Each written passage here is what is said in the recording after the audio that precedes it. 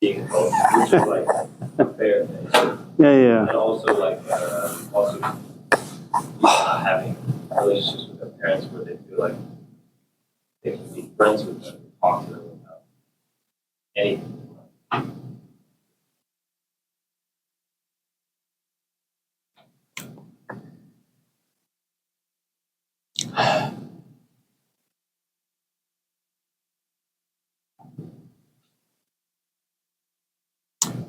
Time does strange things to words. It changes its meanings and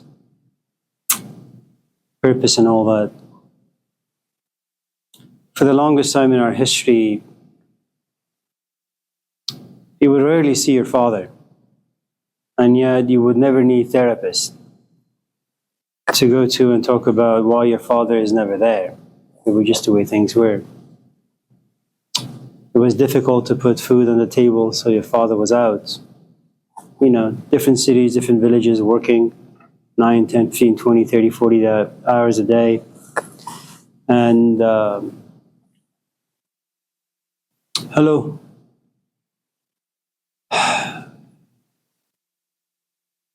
Add to it, it was impolite, disrespectful to talk about yourself or your feelings to your parents. First, nobody really cared. Second, there were like 5 or 6 kids around. Your feelings didn't mean really that much. Your father had to work hard, your mom had to work hard to just keep life going. So the idea of spending 10 minutes with you so you can talk about your emotions, whatever they may have been, unimaginable. Parents were not your friends, they were not your therapists. I mean, you'd be lucky if your parents were that open and present and had the luxury of time to sit and just listen to you yap on for hours. But, they knew the struggles you had to go through in life, so their job was to train you, to make sure that you have a thick skin to survive life. Time passes, you become a bit more privileged. That creates a bit more sense of entitlement. You also are deceived into thinking that you really are an individual and your emotions are really important, your thoughts are really important. And that gives you a sense that, you should have a Facebook page and a TikTok and a this and a that and share your thoughts and feelings with anyone who's out there. So you have a different definition for pride, you have a different definition for what it means to be an individual, what it means to be an animal in a social setting, how your parents should treat you. And now you have issues that you never had in the past. It's kind of like romantic relationships. Hello. And I suppose the point I'm trying to make is that now that the culture has shifted a little bit, you're trying to figure out what to do with all these different meanings and definitions and concepts. I don't know what it means to be a friend with your parents. I really don't know what it means to have your parents sit there and listen to you, talk about your issues. It's strange to me. That wasn't my experience. Whenever I said something or wanted to share something with my parents, they would spank me or slap me or give me time out of sorts. Again, add to the fact that you are in an environment where your feelings and your thoughts don't really matter that much. And nothing happens to your self-confidence. Nothing happens to your value. It's not like you get depressed because your parents don't pay attention to you. It's really difficult to raise kids now, to have kids now. There are too many things to worry about, too many things to consider. And I think all parents to some extent are paranoid because they don't really want their kids to end up in a therapist's office. So they have to bend over backwards to please their kids in all sorts of ridiculous ways.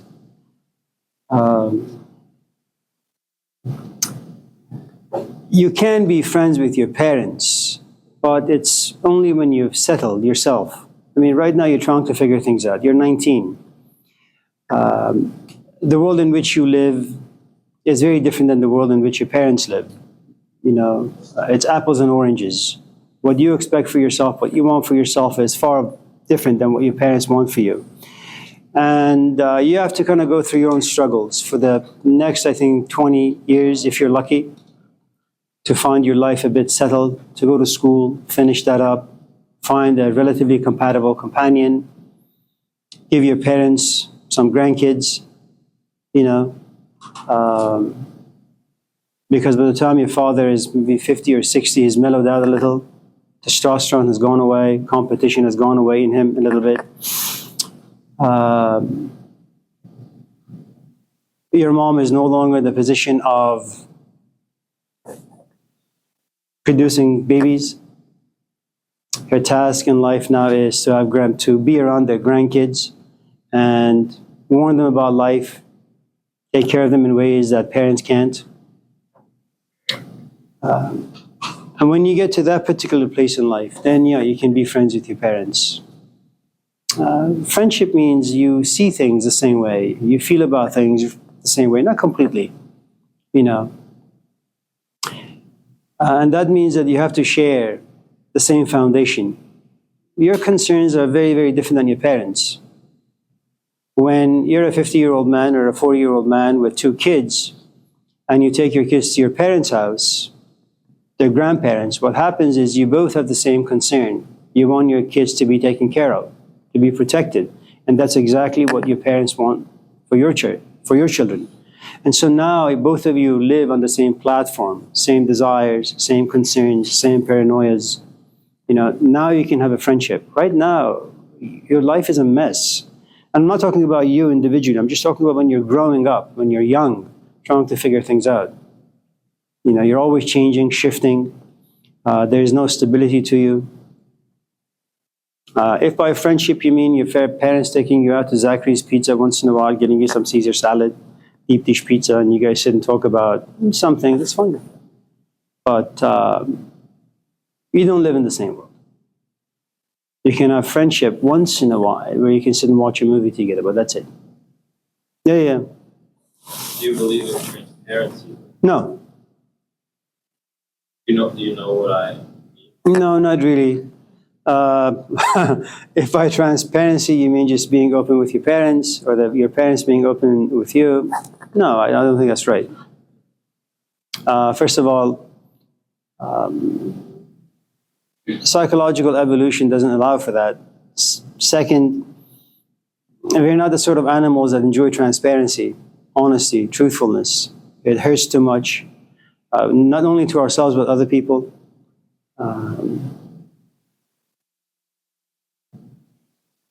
We're going to find out eventually. I'm sorry? You're going to find out eventually. In a lot of situations. It's much better for you to find things out when you have some maturity to you. It's like when parents want a divorce. They wait, I mean, some of them, not all of them. They wait and wait and wait until the kids are a little bit more mature. They can think better about things, see better about things, process and understand things a little bit better. So when they're 18, 19, 20, your mom and dad sit you down. If, again, you're lucky to have that particular experience to say, listen, I've never liked your mom. In fact, I've hated your mom. And you know what hate is. You know what it means not to like your companion. But we waited, for you to turn 18 or 19 or 20 or 50 to kind of be transparent. Here we are. Your mom is going this way and I'm going this other way. Is that okay with you? And you've gone through a few relationships yourself. You thought it was easy. You've come to understand they're very, very complicated. That you need a different, skills. You can be a great father, but an awful husband or a wife. You can be a great student in the classroom, but be an awful boss. So you just need different skills in different environments. I have no business burdening you with my personal problems. You can come to my office and share some of the things about your life with me, and you do so because you think I can be insightful, helpful in some ways. The truth is, at the end of the day, I think the Buddha was right. Take your sari behind somewhere, sit, figure things out on your own, because that's the only person that can really figure things out, just you. My answers are not going to help you in the long run. I can provide you a temporary shade, comfort for 5, 10, 15, 20, 30 minutes. But eventually you got to do things on your own. Allahu Akbar. Yeah.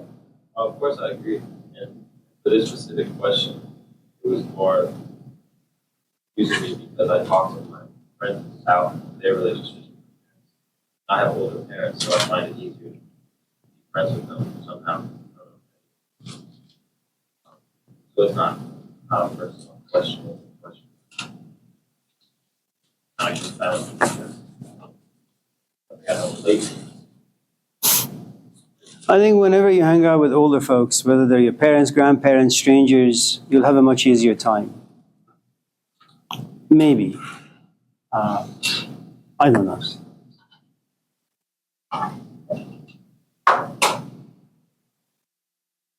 Sorry. I said I'm sorry for being a little dismissive of certain questions. Yeah.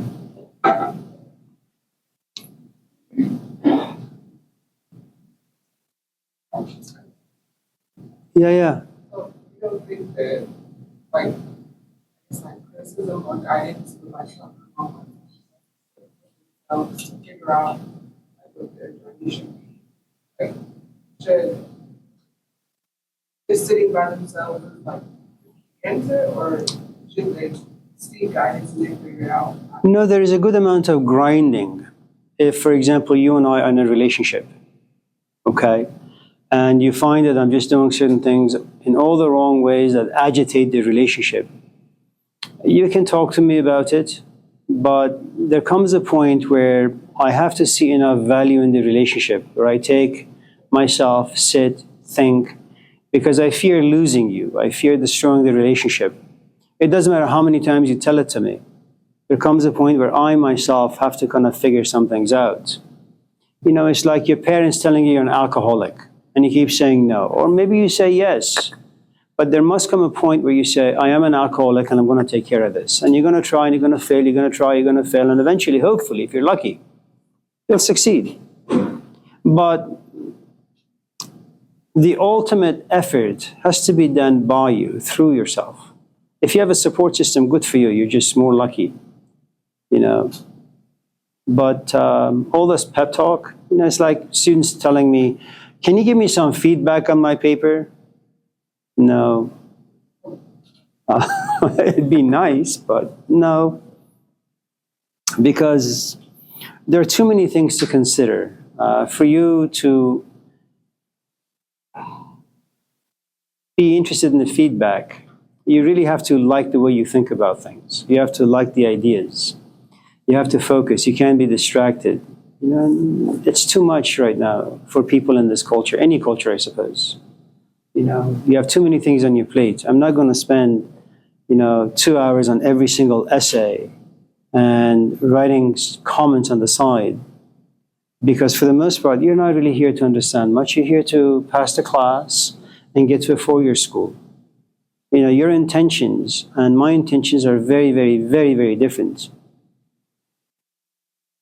And because the intentions or the purpose, or we are motivated by two different forces, because they don't come together in a nice way, I'm not going to waste my time. I may be wrong. You may be in the right place to receive criticisms and make some profound changes, but maybe I'm just too tired, too biased. Just don't care.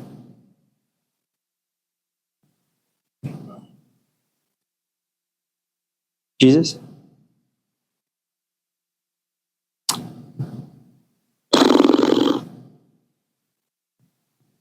Are you?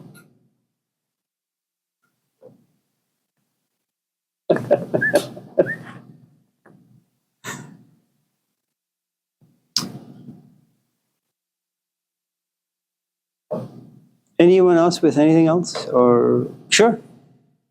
A school setting specifically as a teacher, mentor, etc. Apathy and empathy. When, where, which ones do you find to be useful in those situations?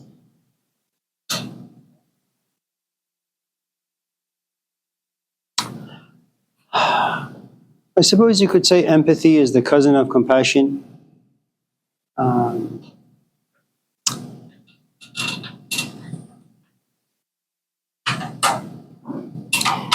If you were to come to my office and say you need this class to graduate,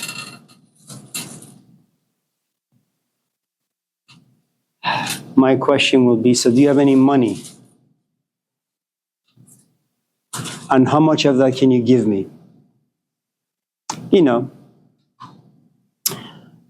and I'll take a bit of your cash and I'll give you a grade. $20 will get you an A, 15 gives you a B, and 10 gives you a C. I don't have the time or the patience to sit and, listen as to why you didn't do the assignments.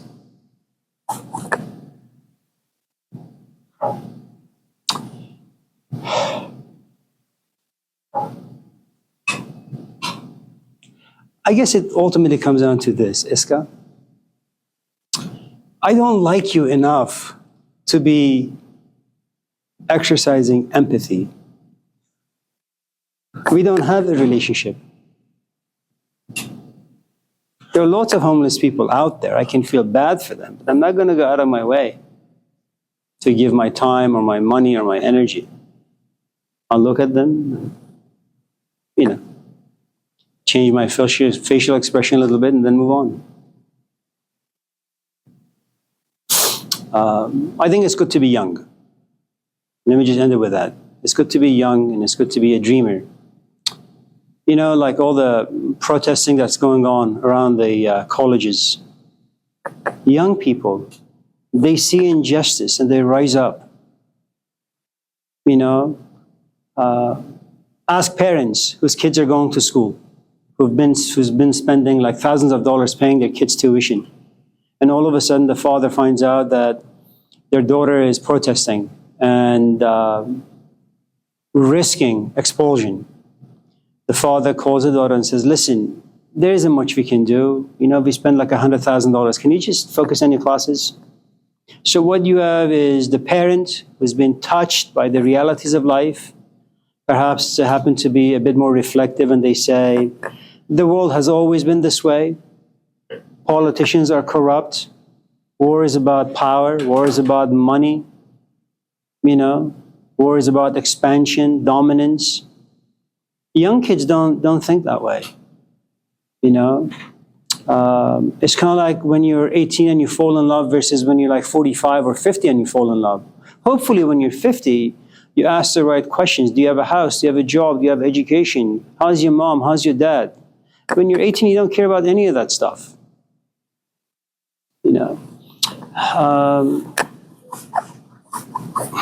So when you're young and you haven't been touched by life yet, you can raise your hand and say, I want to be authentic. I want to be an individual. And if you happen to have a young instructor, they say, okay, great. Why don't you come to my office and we'll talk about Heidegger. And I'll tell you like for 5 hours what authenticity really means. If you happen to be not so young, that's a great question and a great thing to want to be. Good luck. Let's move on.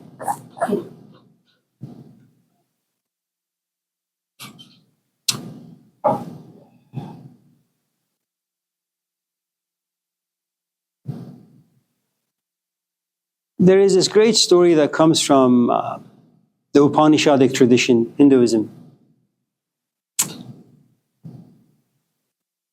Any other questions or comments before we talk about useless things?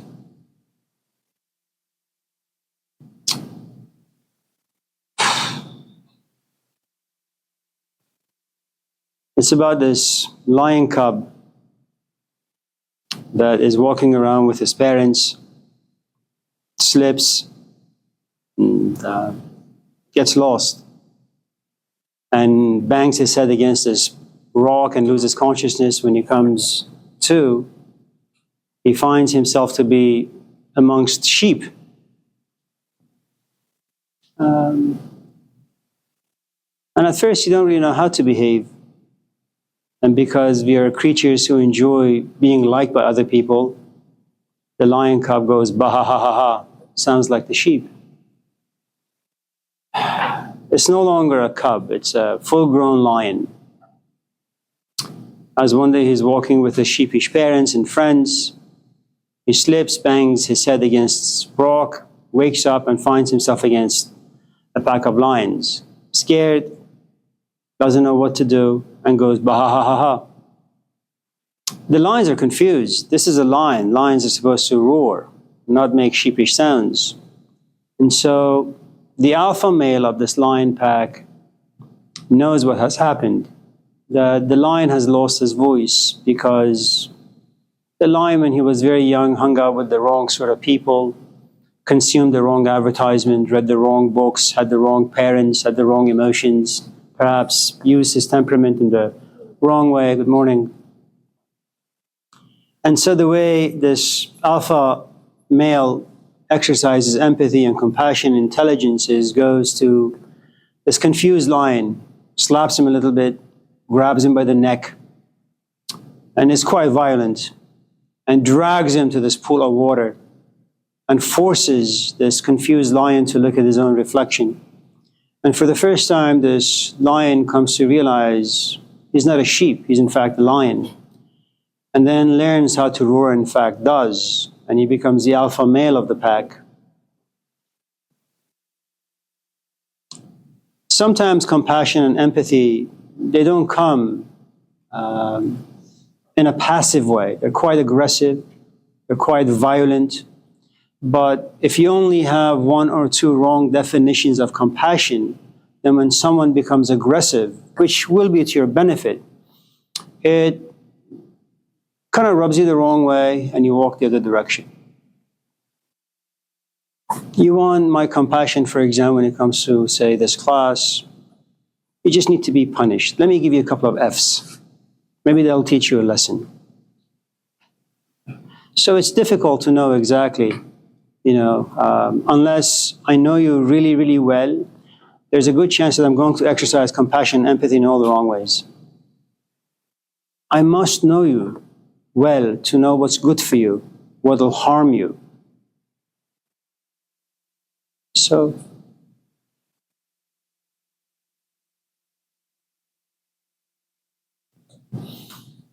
Eric? Okay.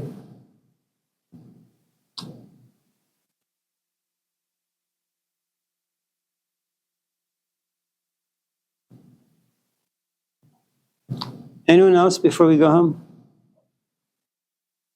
Kendra? Failure? Standing right in front of you.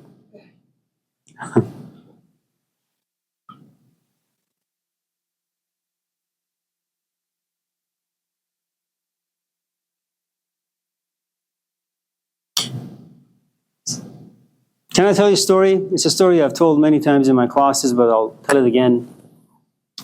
It's not so much about you or anyone in this class, it's about really me. And the things I've come to realize after having done, not a lot of things, but some things, I suppose.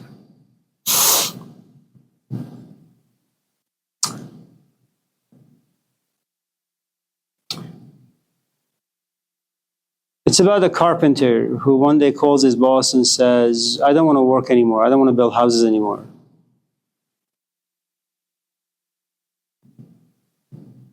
Thanks for the past 30 years of giving me a job and give me some money so I can eat bagels. But I think at this stage my body is far too weak and feeble. It's all messed up. So let me just walk away in peace. And his boss is fine. But his boss likes him a lot. So picks up the phone and calls him and says, listen, Amir, build this one last house for me, and I'll give you triple the salary. And then you can retire to the mountains and think about the meaning of life and the purpose of your existence and all that. And I say, well, okay, let me think about it. I hang up the phone, I consider his proposal, I say, well, that's not a bad thing. I can now have cream cheese with my bagel. And I call him and I say, okay, I accept.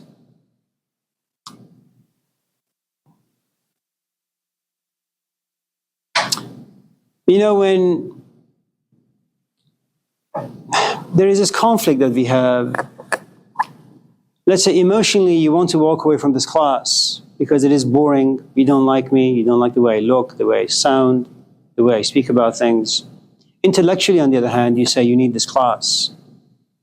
And so you live in two worlds, the world of intellect that is a bit more honest, that says, Kendra, walk away from this class. It doesn't nourish you in any way. And in fact, every time you go to the class and look at him and hear his voice, you're repulsed, extremely repulsed. Well, that's what the emotions tell you. Intellectually, you say, no, take care. Stick around, it's only 16 weeks, suffer a little bit.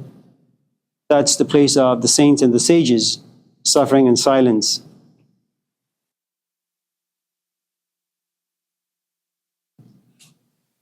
And even though I know physically I don't really want to be in this house, emotionally, knowing again I'm completely drained, I also say, well, cream cheese and bagel, some extra cash wouldn't be bad. Once I get involved in building this house, I come to realize I just don't want to be there. I don't want to build this house. So I hire people who don't really know what they're doing, and I buy the cheapest materials, and I build this house. And then I call this guy to come and inspect. And he gives me the key to the house, and he says, this is your house. You know, he paid for the material. He's also paying me for my labor, and he's also giving me this like lot of land.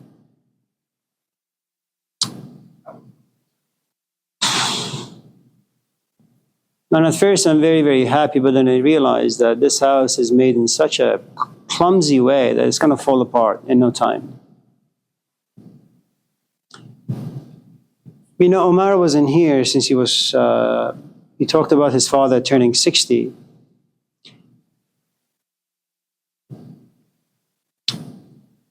You know, as you move through life, you move with images, you move with narratives, you move with dreams, fantasies, hopes.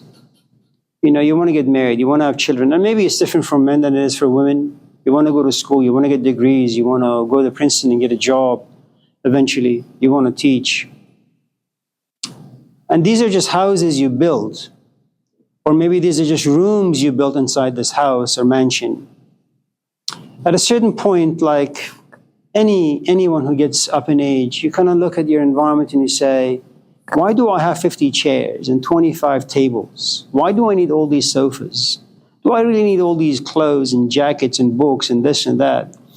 And you realize these are things that you fantasized having, and now you have them. But now you feel that what you've accumulated is cluttering your inner and outer worlds. And then you say, can someone please come over and just grab everything that I possess? Just get rid of them. You know, I'm not like a Ludwig Wittgenstein. You know, Wittgenstein was a monk from the very beginning of his life, even though when his father had left him millions of dollars in investments, he wanted to give everything away, everything. He wanted to join a monastery only to realize the monk who interviewed him, he just didn't like. So he just swept the grounds. And of course, ultimately he had cancer and died. And you don't have to get to be my age to come to that realization. You work for In-N-Out, you save your money, and you buy a brand new car. Let's say your dream car, Mustang. After 2 months, you sit back and you say, how could I have been that stupid? I spent $50,000 on what? It could have been a down payment for a house. I could have gone to school with that. I could have maybe taken my parents on a trip. And when you talk about failure, what happens is you are governed by dreams at every stage of your life. You know, when I was doing my surgery or when I was in the middle of it, I said, yeah, I'm going to go home and eat well, exercise every single day. That's the fantasy. I can't do it. Am I a failure? Absolutely. Because the house that's built by dreams, by narratives, require a certain amount of will, knowledge, information, fear, respect. I don't have any of that. And the other aspect is you get to know your salt in time, your worth in time. And it just takes a while. You buy all sorts of things for your kids. Eventually they sit outside in the rain and gather rust. That's how things are. That's what life is. It just oxidizes everything you touch. It's not a good perspective to have. It's not the best way to move through life, knowing that everything gets old, everything gets sick, and everything ultimately dies. Buddha's perspective is no good. And I think Buddha, the only reason why his message is so popular is because he had an audience that gravitated towards that particular perspective of life. Life is no good. You're no good.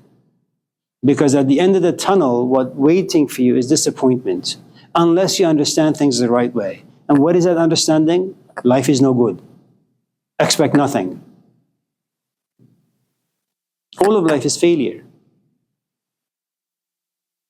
And he found power in expressing that particular message.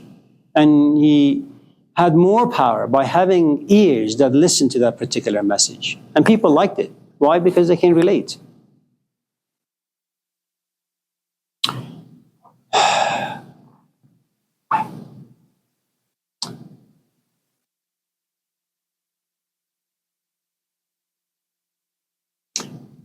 When you talk about failure, it reminds me of this Taoist story about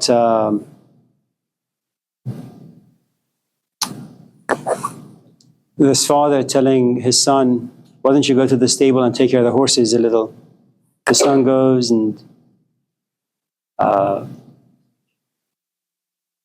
feeds the horses,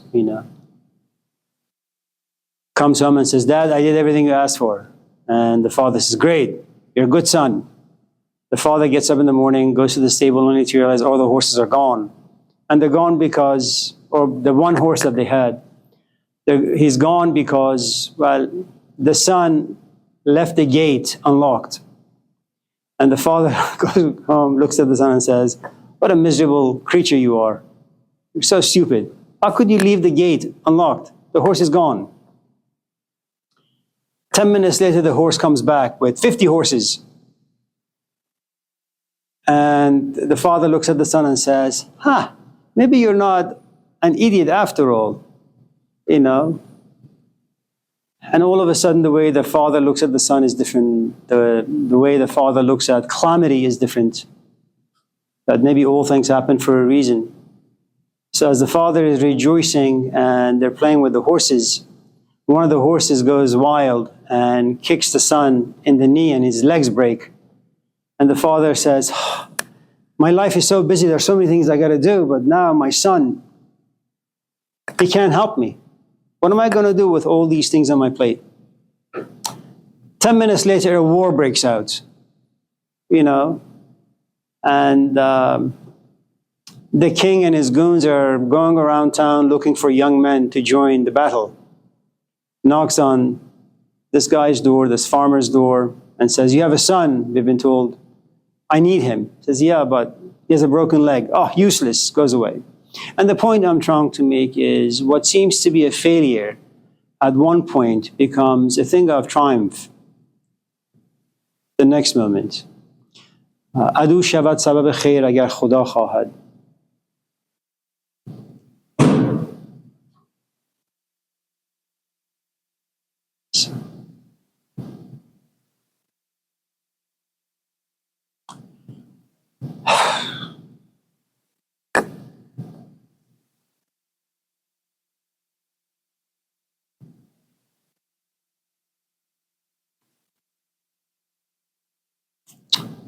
About 30 years ago, I wanted to marry this young woman. She left me. I was in the therapist's office for about 50 years. Now that I have some insights, I say, man, such a blessing in disguise. I'm so glad that relationship failed.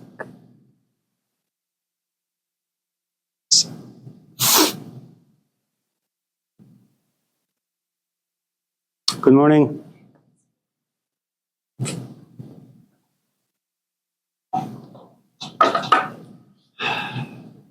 How are you? How are you? Good? Good?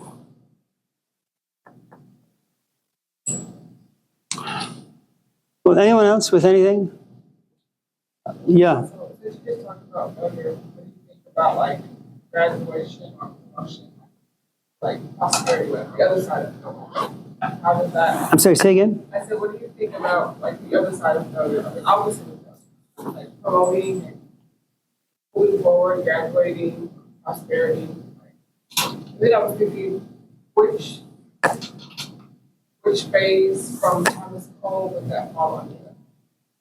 Like, I was thinking in between like the youth phase or like the manhood phase. Can I tell you a story? I'm sorry, I know you want a linear A to B answer.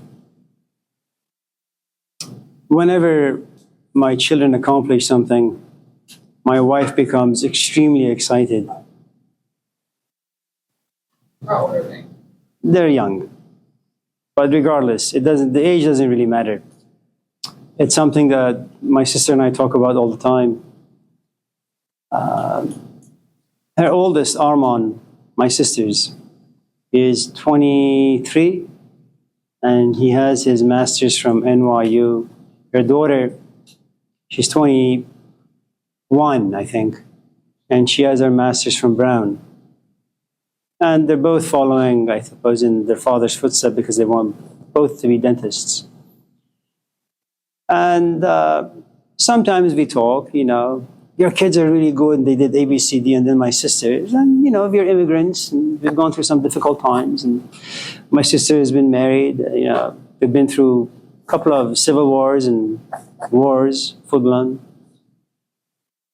It says, well, in this day and age, okay, so you have a degree. Are you really ready to get a job? Are you ready to be in a relationship? Are you ready to be a parent? Are you ready to see your parents get old, get sick? Are you ready to be okay with your grandparents dying? Are you ready to kind of embrace the failures of life, coming to realize that, yes, you may even be a doctor, but it doesn't mean anything? Are you ready for all those things? And the truth is, what you have is, you have a young woman or a man, doesn't really matter, who has lived enough life, has seen enough of life to realize that one spectrum of life is that you're very, very successful. But there is this other side as well. The light and the dark come together. They're siblings. That yes, you could be in a great relationship, but there is going to be friction. There is going to be conflict. So yes, it's great that in a couple of weeks you'll graduate and you'll sit in one of those chairs and the president of Laney College will come and congratulate all of you. But that's just the beginning. You got to go to a 4-year school. Instructors don't really care about the way they cared for you in this at Laney College. Here, you can sit in their office and you can have a therapy session. That's fine. 4-year school, they don't really care. Here, you don't have to read a single page to graduate. Over there, every week you have to read 2 books. And they don't really care about your excuses. It is true that you were joyous graduating from Laney, but you're going to have a miserable time at a 4-year school. Eventually you'll graduate from there, and then you have to do interviews once you have your bachelor's, master's. And you're going to do miserable in the interviews. The people in the hiring committee are going to pass judgments. You're going to feel miserable. You're going to get fired. You're going to realize, well, you like your job, but it's boring, now you want to move on. It's just endless. Good luck.